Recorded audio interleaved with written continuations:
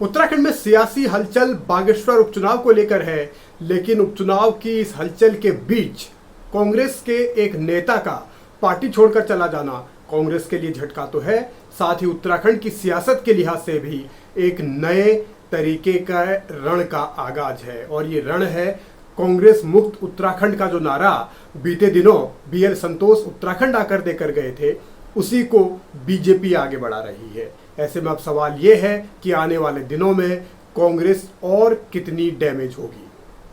2022 में कांग्रेस के टिकट पर बागेश्वर से चुनाव लड़े रंजीत दास अब भारतीय जनता पार्टी के सदस्य हो गए हैं। सवाल ये है कि कांग्रेस को इसकी भनक क्यों नहीं लगी। सवाल ये है कि कांग्रेस का नेतृत्व क्या कर रहा था जब पार्टी उपचुनाव की तैयारियों में जुटी थी। तब उनका पिछला कैंडिडेट भारतीय जनता पार्टी का फैन, धामी का फैन खुद को बताता रहा। प्रलोभन जैसी कोई बात नहीं है। मैं आदरणीय मुख्यमंत्री पुष्कर सिंह धामी जी का बहुत बड़ा फैन हूँ। आज से नहीं, मैं स्कूल और कॉलेज के ज़माने से मैं उनको जानता हूँ। उनकी कार्यशैली से मैं प्रभावित हुआ। उनकी जो कार्यशैली है, जो उनका आचरण है, जो उनका व्यवहार है, मधुर व्यवहार है, उससे मैं प्रभावित हुआ था। आज से नहीं, मैं बहुत पहले से उनसे प्रभावित हूँ। प्रलोभन था या नहीं था, लालच था या नहीं था, ये भगवान जाने और रंजीत दास जाने, लेकिन बीजेपी ने अपना खेल कर दिया है और सियासत के इस खेल में वो कांग्रेस को हर मोर्चे पर फेल करना चाहती है। अब आम आदमी पार्टी के पक्ष में कांग्रेस गई अगर राज्यसभा के अंदर दिल्ली बिल को लेकर, तो ये भी अब देखना है कि कांग्रेस क्या I.N.D.I.A. के साथ खड़ी दिखती कि नहीं दिखती है, या आम आदमी के पिछले प्रत्याशी को तोड़ती है। ये भी जनता के सामने सम्मुख आएगा। कांग्रेस अपनी सत्ता में बने रहने के लिए किसी को भी धोखा दे सकती है। इसका भी 2-3 दिन में बहुत स्पष्ट क्लियर हो जाएगा।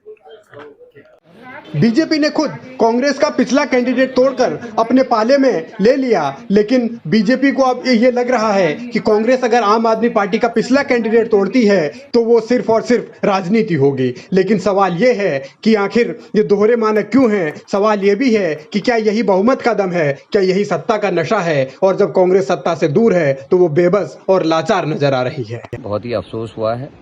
कार्यकर्ता आक्रोशित है और वो कहता है कि इस चुनाव में भारतीय जनता पार्टी से इसका बदला लेंगे।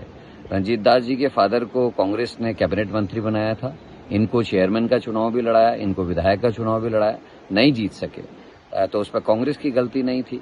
और वर्तमान में भी 3 नाम का पैनल हाईकमान को गया था, जिसमें रंजीत दास जी का नाम भी था, परंतु शायद उनको अपनी योग्यता पर भरोसा नहीं था और इसीलिए वो किस वजह से गए ये वही बता सकते हैं। लेकिन मुझे लगता है कि अपनी योग्यता पे भरोसा न होने की वजह से उन्होंने भारतीय जनता पार्टी का दामन थामा है।